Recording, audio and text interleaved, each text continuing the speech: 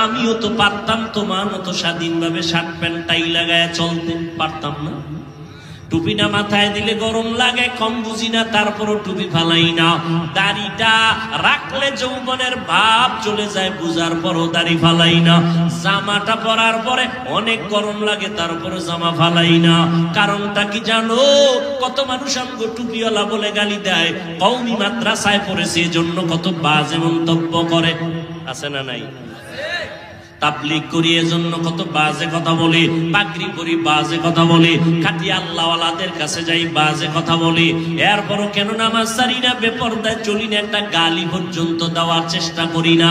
দুই একটা কথা যদি অজান্তে একটু উঁচু হয়ে যায় এজন্য বারবার ক্ষমা চাই, মনে কষ্ট নিবেন না।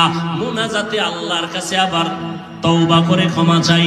এরপরেও বাবা কেন নামাজ ছাড়ি না, এর একমাত্র কারণ আল্লাহর কোরআন সত্য, কোনো মিথ্যা নাই।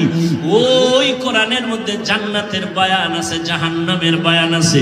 জান্নাতে কারা যাবে, জাহান্নামে কারা যাবে, আল্লাহ তাও বয়ান করেছেন, আছে।